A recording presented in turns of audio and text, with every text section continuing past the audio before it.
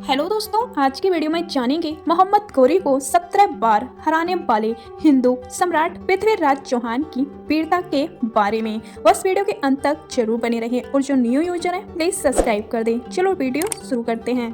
सम्राट पृथ्वीराज चौहान वंश के हिंदू क्षेत्रीय राजा थे। उत्तर भारत में 12वीं सदी के उत्तरार्ध में उन्होंने अजमेर और दिल्ली पर राज किया था। सम्राट पृथ्वीराज चौहान का जन्म साल 1166 में अजमेर के राजा सोमेश्वर चौहान के घर हुआ था। गुजरात में जन्मे सम्राट पृथ्वीराज चौहान बचपन से ही प्रतिभा दिखाई देते थे।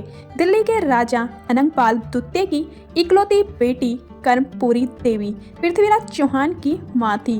पिता की मृत्यु के बाद 13 साल की उम्र में ही उन्होंने अजमेर के राजगढ़ की गद्दी संभाली थी।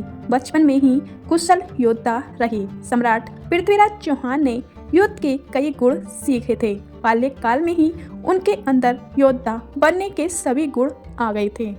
दिल्ली के शासक और पृथ्वीराज चौहान के दादा अनम ने पृथ्वीराज चौहान के साहस और बहादुरी की कहानियां सुनी तो बहुत प्रभावित हुए। इसके बाद उन्होंने पृथ्वीराज चौहान को दिल्ली के सिंहासन का उत्तराधिकारी बनाने का ऐलान कर दिया। पृथ्वीराज चौहान की एक कहानी प्रचलित है कि वह कितने शक्तिशाली थे कि एक बार बिना किसी हथियार के शेर को मार दिया था। दिल्ली राज सिंहासन की गद्दी संभालने के बाद पृथ्वीराज चौहान ने किला राय पिथौरा को बनवाया था। उन्होंने सिर्फ 13 साल की उम्र में ही गुजरात के पराक्रमी शासक भीमदेव को युद्ध में हरा दिया था। पृथ्वीराज चौहान 6 भाषाएं जानते थे, जिनमें संस्कृत, प्राकृतिक, मगधी, पैशाची, शौरसेनी और अपभ्रंश भाषा शामिल हैं। इसके साथ ही उनको मीमांसा, वेदांत, गणित, पुराण, इतिहास, सैन्य विज्ञान और चिकित्सा शास्त्र का भी ज्ञान था। पृथ्वीराज चौहान की तरह ही उनकी सेना भी बलवान थी। इतिहासकारों के मुताबिक 300 हाथी तथा 3 लाख सैनिक पृथ्वीराज चौहान की सेना में शामिल थे। इनमें बड़ी संख्या में घुड़सवार भी शामिल थे।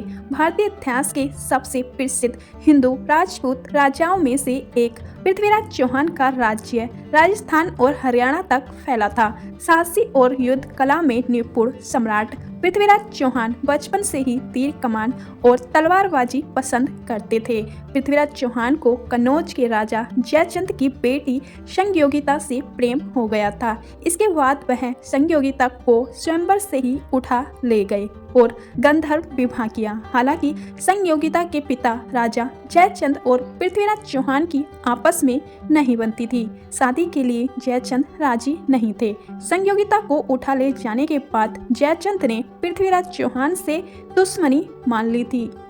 चंद्रबरदाई और पृथ्वीराज चौहान बचपन के दोस्त थे। इसके बाद चंद्रबरदाई एक कवि और लेखक बने थे। उन्होंने महाकाव्य पृथ्वीराज रासो लिखा है। प्रथम युद्ध में सन 1191 में मुस्लिम शासक सुल्तान मोहम्मद शहाबुद्दीन गौरी ने पृथ्वीराज चौहान को कई बार हराना चाहा, लेकिन उसको सफलता नहीं मिली। पृथ्वीराज चौहान ने युद्ध में मोहम्मद गौरी को 17 बार हराया था। इसके अलावा वह इतने दरियादिली थे कि मोहम्मद गौरी को कई बार माफ कर दिया और छोड़ दिया था। 18वीं बार मोहम्मद गौरी ने जयचंद की मदद ली और युद्ध में पृथ्वीराज चौहान को हरा दिया। इसके बाद उन्हें बंदी बना लिया गया और अपने साथ लेकर चला गया। पृथ्वीराज चौहान और चंद्रबरदाई दोनों को ही कैद कर लिया गया था। मोहम्मद गौरी ने सजा के तौर पर पृथ्वीराज चौहान की आंखों को गर्म सलाखों से फुड़वा दिया था।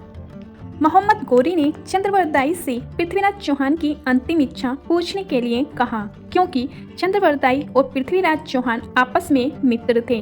पृथ्वीराज चौहान शब्दभेदी बाण चलाने में माहिर थे।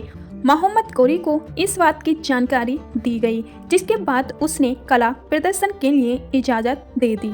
पृथ्वीराज चौहान को जहां पर अपनी कला का प्रदर्शन करना था, वहां पर मोहम्मद गौरी भी मौजूद था। पृथ्वीराज चौहान ने चंद्रबरदाई के साथ मिलकर मोहम्मद गौरी को मारने की योजना पहले ही बना ली थी। महफिल शुरू होने वाली थी, तभी चंद्रबरदाई ने एक दोहा कहा, 4 बांस 24 गंज अंगुल अष्ट प्रणाम, ता ऊपर सुल्तान है मत चूके चौहान।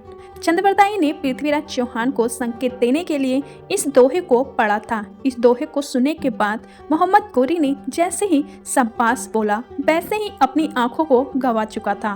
पृथ्वीराज चौहान ने मोहम्मद गोरी को अपने शब्द भेदी बाण से मार दिया। हालांकि सबसे दुख की बात यह है कि इसके बाद पृथ्वीराज चौहान और चंद्रबरदाई ने दुर्गति से बचने के लिए एक दूसरे को मार दिया। ऐसे पृथ्वीराज ने अपने अपमान का बदला ले लिया। पृथ्वीराज के मरने की खबर सुनने के बाद संयोगिता ने भी अपनी जान दे दी थी। दोस्तों, आपको वीडियो कैसी लगी प्लीज कमेंट बॉक्स में जरूर बताना और ऐसी ही ऐतिहासिक वीडियो देखने के लिए हमारे चैनल को प्लीज सब्सक्राइब जरूर करना। चलो मिलते हैं नेक्स्ट वीडियो में, जब तक के लिए अपना ख्याल रखना। धन्यवाद।